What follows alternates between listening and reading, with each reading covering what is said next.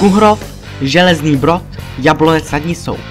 Pro někoho obyčejná města, pro druhé část naší historie. Pro nás klíčové milníky 70-kilometrového pochodu. Skuhrov byla první obec, kterou jsme dobře neznali. Železný Brod, první město, které nás lecčemu naučilo. A Jablonec nad Nisou, středobod, přesně 35 km vzdálený od výchozího bodu. Všechno začalo na začátku léta 2015. Tehdy se z nevinného žertování stala sázka s výhercem a poraženým. Vše záviselo na našem fyzickém výkonu. Zadání znělo totiž jasně. Jakýmkoliv směrem ujít 70 km. Čas byl udán od časného rána do západu slunce. 13. červenec 2015. Nakupujeme zásobu výhodných potravin. Sladké sušenky, věnečky, croissant, mysli tyčinka, bonbóny, velké balení dětských piškotů, Big Shock, 2 velké minerálky. Žádná tremská krosna, ale 2 obyčejné výletní batohy. Mapy jsou v mobilu, bez určování polohy. 14. červenec 2015. 4:50. Lezeme ven z postele. Venku je nezvykle zataženo a my se co nejrychleji oblíkáme. 5:22. Všechny věci speme do batohu, plus deštník. Trochu natěsno, ale dá se to. Je 5:25. Vyrážíme. Zrychlujeme na optimální tempo, směr Skuhrov. 5:52. Na Skuhrově. Mlha svou hustotou kryje i turistické značky. První ztráta směru. 6:09. Turistické značení se stává nepochopitelným. Červená zdánlivě končí u lesního domu. Promiňte. Chvíli nám trvá, než pochopíme, že dál se jde prostě po rosovité louce. Mokrá tráva. 6:16. Kde si uprostřed přírody. Na cestách, které by i český ráj záviděl. Tohle není hlína, to je bažina. Rezistence.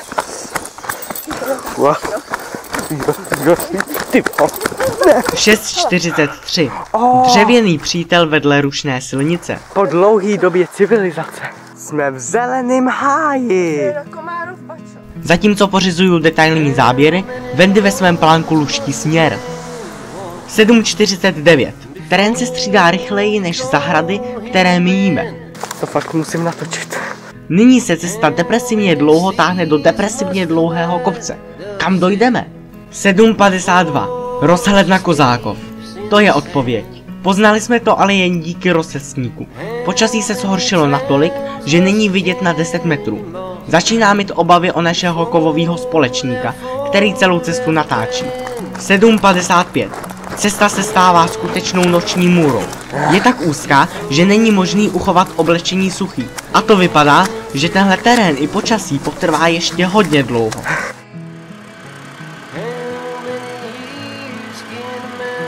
8:13. Oáza v džungli a slavnostní 10. 10 kriků. 10 kriků. I s tím batohem. I s tím batohem. 10 kriků. 1, 2, 3, 4, 5, 6, 7, 8, 9, 10.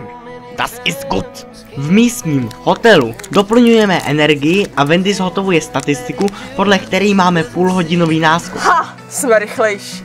8:19. A je to tady. Ve spleti cest a necest jsme ztratili zelenou turistickou.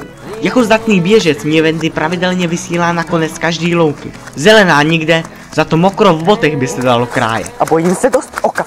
Meru. 8:49. Po půl hodině chaosu znovu nalézáme směr. Hnůj. A co víc, civilizaci. Dlouhá, širní, ledlouha. Vítá vás obec Dlouhý. Není to náhodou Železný Brod? 8:58. V dálce místo duhy vidíme náš dlouho diskutovaný cíl. Město Železný Brod. Právě jsme ušli 1/4 trasy. Jedna slečna nám dokonce nabízí odvoz do centra. Co pak už po 20 kilometrech vypadáme tak zle? Vypadám hrozně? 9:22. Našeho rozhodnutí trochu litujeme. Střed města je rozvrtaný, hlavní brod uzavřený. Bereme to oklikou přes nouzový most. Čas nás dohání. 9:34.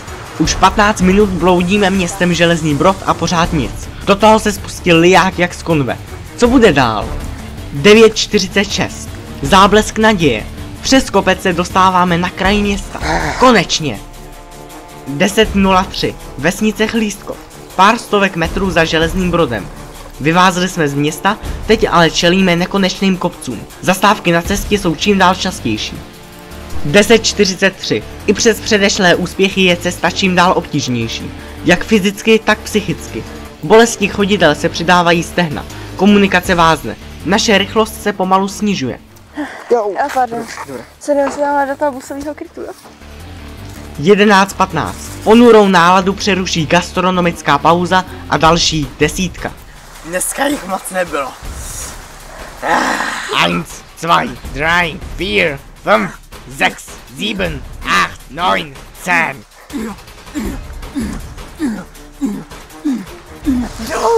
Přesně 12:30. Za hlasitého zpěvu a heroických výkřiků spatřujeme první jablonecké domy. Navigátorka dostává obrovskou pochvalu a naše další kroky směřují do centra. Selfie. 13:00. V centru. Nakupujeme levný housky a konáme další zasloužený odpočinek. 13:19. Pomalu se schylujeme k návratu. Polovina cesty je za náma. Časový skluz nám nedovoluje déle odpočívat. 13:30. Problém je na světě. V džungli okresního města by se ani sama ručička kompasu nevyznala. Míjíme pochybné části města a nakonec vždy skončíme v centru. Jsme tak mimo, že nám ani mapy CZ nepomohou. 14:04. Konečně na správné straně Jablonce. Zahajujeme nouzový plán s kratkou přes horní černou studnici. 14:55. Jdeme do úmoru. Posledních pár kilometrů bolí Wendy stehna tak, že není schopná přirozené chůze. Našel jsem pro ní pevnou podpěrnou hůl a vzal druhý batoh. Částečně se ji snažím rukama tlačit. Cítím však, že takhle dlouho ani jeden nevydržíme. 15:25. Přesně 10 hodin na cestě. Šílených 10 hodin.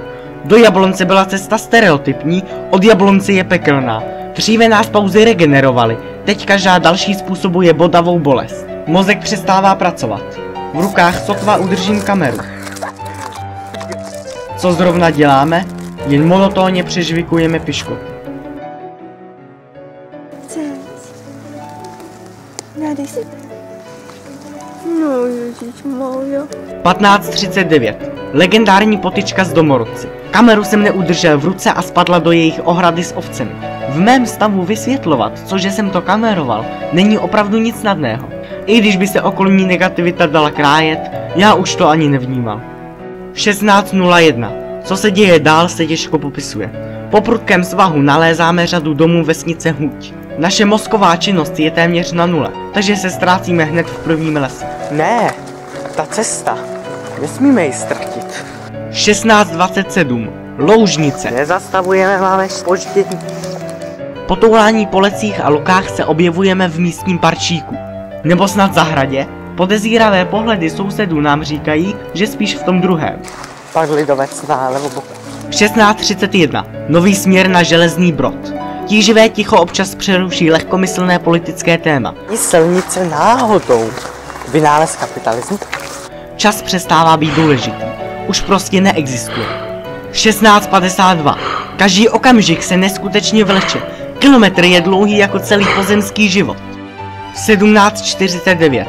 Jsme 2 kilometry před Železným Brodem a v tu chvíli upadáme. Už dávno jsme ztratili víru. Víme, že do 20 kilometrů vzdálené Lomnice se nedoplazíme. 18:16.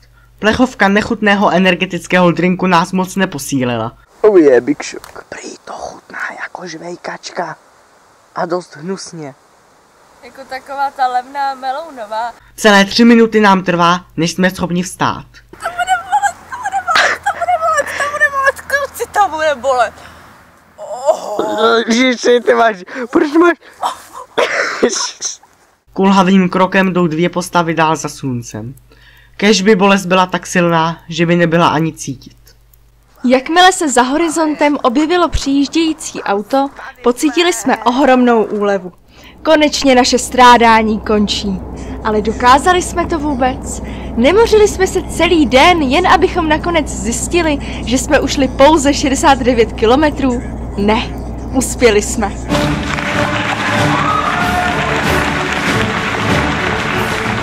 Po příjezdu nás čekala horká vana, podobně teplá večeře a konečně ten zasloužený spánek v teploučkých peřinkách. Jako od maminky. Další 2 dny se zotavujeme. Já z bolesti a Pavel z nemoci. Poté už zase plánujeme.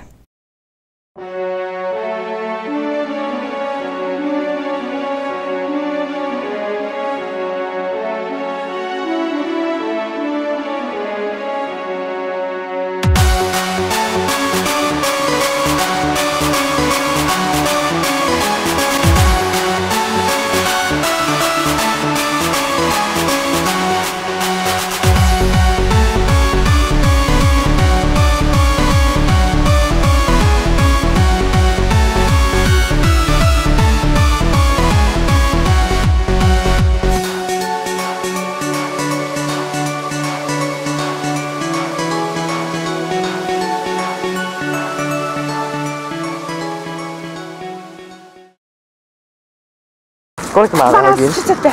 12:35! Já jsem říkala 45, no. Ha, jsme rychlejší. Mapy.cz. Jo, my jsme teprve rezistenti. Rezistentní. Ne žádný páni roboti. Jak jste to vypočítávali? Slečinky, bábovičky, kafička. Kavička! Nejsme kavička! Nejsme kafička. Nikdy si nedám žádný kafe.